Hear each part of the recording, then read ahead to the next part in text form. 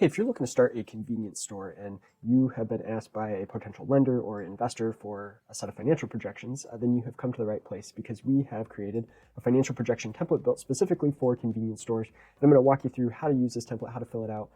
I've put a link to the template in the description of the video below.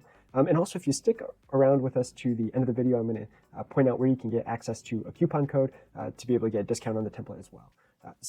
Before we get too far into the template, though, just a little bit of background. My name is Adam Huxema. I'm the co-founder of Projection Hub. And over the last decade, we've helped over 50,000 founders create financial projections for potential investors and lenders around the world. And so we are focused today on this new convenience store template.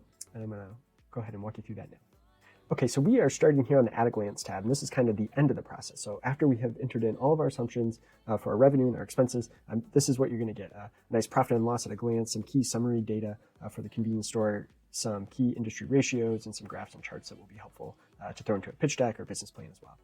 You'll also get a 5-year income statement summary, a 5-year cash flow summary, 5-year balance sheet summary, and then you'll get the income statement, cash flow, and balance sheet reports broken down by month as well for all 60 months. So you'll get the annual report as well as the monthly level detail if you need that for your bank as well. All right, so that's kind of where we're going, but we have a little bit of work in order to get there. So we're going to start on our input assumptions tab here. And so you can see that there's a number of cells that are highlighted in blue. So all of these cells that are highlighted in blue are assumptions that you can change without breaking anything in the model. So we've got a convenience store here starting in January of 2023.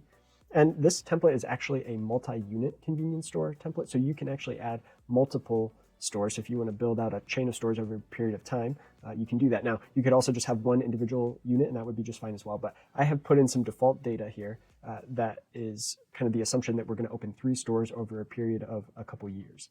And so we've got investment in store 1. So we're saying that, hey, we're going to have to put in $100,000 each time we open a store. So in month 0, at the beginning of the model, we're going to put in $100,000. Store number 2, opening in month 13, or investing in month 13 for $100,000. And then month 25, we're going to open another store for $100,000. And that's just the investment portion of each store. Now, we're also assuming $75,000 of initial inventory for that first store that we're going to build out. And then we've got leasehold improvements. So we can, we're kind of assuming that we are renting the building. We're not constructing the building or buying the building, but we're going to rent the building. But we are going to be responsible for some of the leasehold improvements. And so for store number 1, we've got $50,000 worth of leasehold improvements, and we're going to spend that in month 1. And we're also, for store number 1, we're going to have equipment with a refrigeration unit of $30,000, and we can see that here in month 1 as well. And I've added those same expenses here for the second and third store as well. And now we can also enter in loans. So let's say we're going to take out loans for a portion of the startup cost of each of the stores. So $150,000 for the first store in month 1. And then because we're going to be cash flow generating, we won't need to take out as large of a loan for the second and third store. And so we've got a $100,000 loan for each of those. All right, so let's jump over to the input revenue tab, and I'll show you how to fill this out. So what you can do is you enter in your different stores here. So we've got our 3 stores and opening month 1, 13, and 25.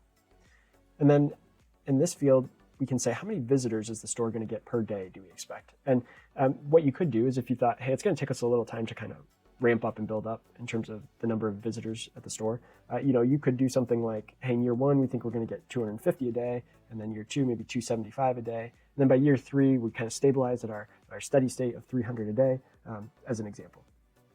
So I'm going to leave it at 300 a day for now. And then this field says, hey, what percentage of those visitors, those 300 visitors that visit the store each day, what percentage of them purchase? So it's a convenience store. You probably are going there with a purpose in mind. And so I think you're going to have a pretty high percentage rate of purchases. So you've got a 90% purchase rate. And then this allows us to put in the number of products per transaction. So again, with the concept here, I'm kind of assuming a convenience store where you're going to run in and you're picking up 1 or 2, 3 things on the way home from work or something like that. This is not your grocery store model where you're buying 50, 60 items. Your typical customer here is going to buy just a couple items. So that's what we have here as an assumption. So this could be like a 7-Eleven or a dollar store type of concept here. All right, so Then we've got our product categories, different product categories that we sell. And we're saying that we're starting to sell all these items right on launch month, so on month 1. But if you said, hey, we're not going to start selling certain products right away, but we want to, in 6 months, we're going to add,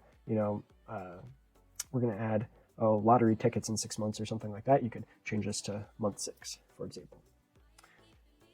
All right, and then you can put in the average price point for each of those products, and then the cost of the product for you. So what does it cost you? What's your cost of goods sold on that product? And now here, this is where you are going to put in your relative popularity of each item. So what you want to do is your most popular items, you want to have the highest number.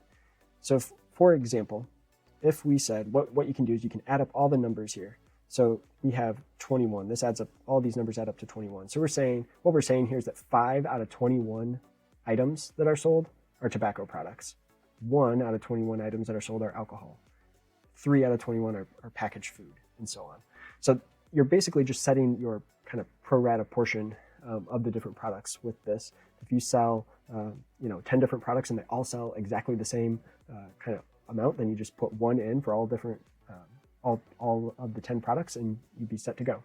So if you have any questions about that, leave a comment in the comment section below, or reach out to us at support@projectionhub.com. That piece can be a little bit confusing, so feel free to reach out if you need some help there. So once you have that filled out, this is going to forecast your revenue per month based on all of these assumptions. So we can now jump over to our Input Other Expenses tab. And just a couple things I want to point out here. So you can add different expenses, you can categorize those expenses, and you can add these expenses as a few different ways. So either a fixed dollar amount, which means, for example, our ad budget we're saying is going to be $750 a month each month. And that's kind of across the board for the business as a whole. But you could also have expenses that are on a per store basis. So for example, let's say our accounting costs $500 a month, but it's on a per store basis. And so you can set in this drop down here, you can select per store, and then the model will automatically, as you add new stores, it's going to add $500 worth of accounting expense to the additional stores for each new store you open. And then the third type of expense you can enter is a percentage of revenue. So a lot of your customers are going to pay with credit card or debit card, and you're going to have a credit card processing fee. And so we have set that as a percentage of revenue at 3%, assuming you're going to pay 3% of your sales in credit card processing fees. Now, it might be a little bit lower than that. You might want to bring that down based on your specific credit card processing rate. Maybe it's 2.5, 2.75, depending on your volume. Could probably even get a little bit lower if you're a high volume store. So you want to enter in those assumptions yourself. All right, so let's move over to the Input Salaries and Dividends tab. Zoom in a little bit closer here. All right, so we have salaried positions here. So again, the top section here is going to be kind of your overarching positions across the entire business. Let's just say we have one regional manager that's going to be the regional manager over all 3 stores. And then we're going to have an individual store manager for each store. So this, you can see, this is where you enter in your per store staff team. So again, the model is automatically going to add a store manager and 2 staff people here at $30,000 a piece, 2 staff and 1 manager at these different price points or salary points for each new store that you add. And with that, we are back to where we started. So you can see, based on all those assumptions that we entered in, you can see kind of the revenue of the 3 stores gets up to that 4.2 million.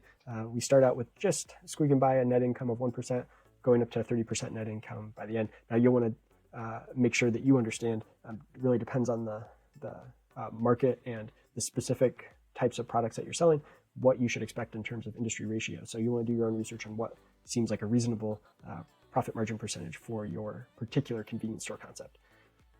All right, so I had promised to give you a discount code for making it to the end of the video. So if you go down into the description of the video below, there's going to be a link to a form for a discount code. You'll fill out that form, and then we're going to email you our most up-to-date discount code, so you can use that when you purchase the template for a discount. And if you have any questions at all, again, don't hesitate to reach out to us at support@projectionhub.com. We appreciate it. Thanks.